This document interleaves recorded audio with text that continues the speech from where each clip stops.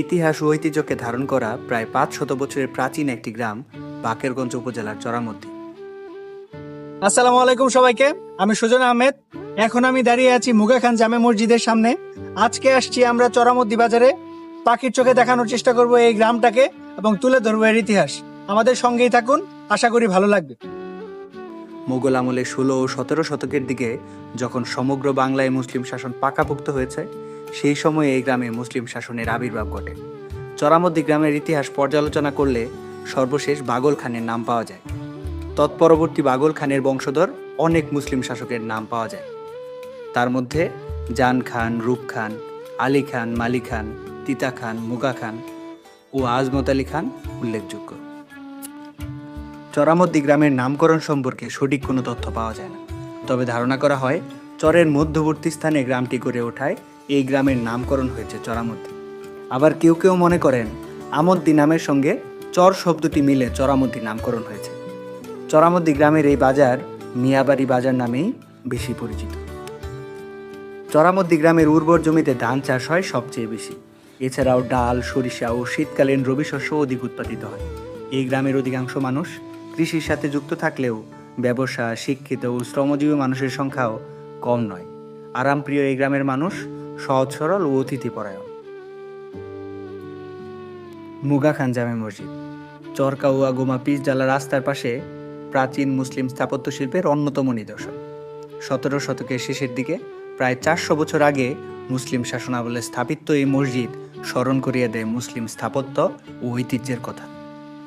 মসজিদের পূর্ব ও পশ্চিম দেয়ালের উপর রয়েছে ৪টি করে ৮টি মিনার। গম্বুজ ও মিনারের শিরোভাগে একটি করে পিতলের কলস সংযুক্ত ছিল, কিন্তু বর্তমানে মাত্র ৩টি কলস লক্ষ্য করা যায়। ৫টি চুরি হয়ে গেছে। মসজিদের কলসগুলোতে একসময়ে স্বর্ণের প্রলেপ ছিল, কিন্তু কালের স্রোতে তা মুছে গেছে।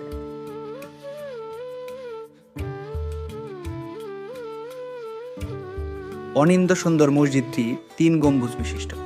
মাঝেরটি অপেক্ষাকৃত বৃহৎ, মূল মসজিদটি আয়তাকার।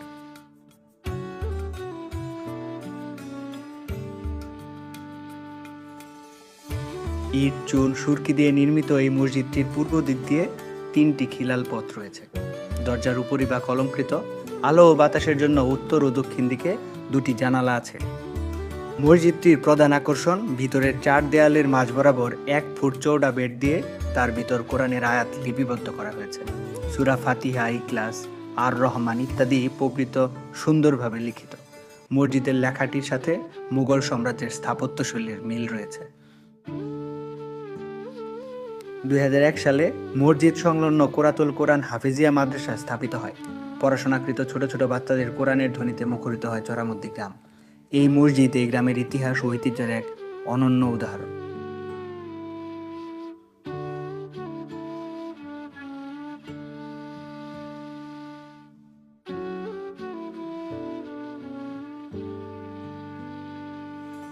চরামদ্দি ওয়াজেদুন্নেসা খাতুন মাধ্যমিক বিদ্যালয় চরামদ্দি গ্রামের ঐতিহ্যকে ধারণ করা শতবর্ষী একটি বিদ্যালয়।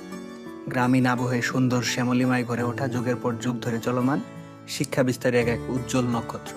আবেগ, ভালোবাসা, আমাদের বেড়ে ওঠা ও শিক্ষার প্রাণকেন্দ্র।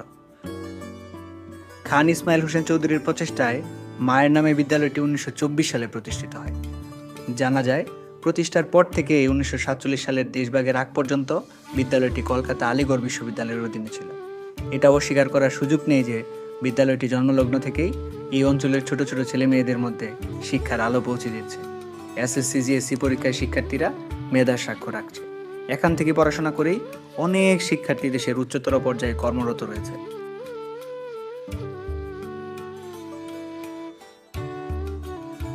বর্তমানে বিদ্যালয়টিতে পড়াশোনা করছে প্রায় ৪৫০ জন শিক্ষার্থী। শতবর্ষী এই বিদ্যালয়ের পুরাতন ভবন নিয়ে শিক্ষকরা শঙ্কিত। যত দ্রুত সম্ভব ভবন নির্মাণ ঐতিহ্যবাহী এই শিক্ষা প্রতিষ্ঠানের এখন একমাত্র দাবি। চরামদ্দি ফখরুন্নেসা বালিকা মাধ্যমিক বিদ্যালয় ১৯৯২ সালে প্রতিষ্ঠিত ছোট্ট এই বিদ্যালয়ের শিক্ষার্থীরা বিগত কয়েক বছর ধরে মেধার স্বাক্ষর রেখে চলছে।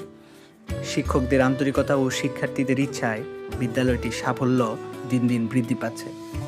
উল্লেখিত 2টি প্রতিষ্ঠানের শিক্ষার্থীরা আলোকিত মানুষ হবে, নিজেদের দেশ ও সমাজের কাজে নিয়োজিত করবে, গড়ে তুলবে একটি সুন্দর সমাজ, এমন প্রত্যাশা এই গ্রামবাসীর। সর্বোপরি চরামদ্দি সুন্দর শ্যামল গ্রাম, কোরআনের ধ্বনি, শতবর্ষী স্কুল এবং 400 বছরের পুরাতন এই মসজিদ যে কাউকে মুগ্ধ করবে তা বলার অপেক্ষা রাখে না। এই গ্রামের ইতিহাস ও ঐতিহ্য আমার এই ছোট্ট ভিডিওতে বলে শেষ করা যাবে না। যদি কখনো সময় হয় ঘুরে আসতে পারেন এই গ্রামটিতে, আশা করি ভালো লাগবে।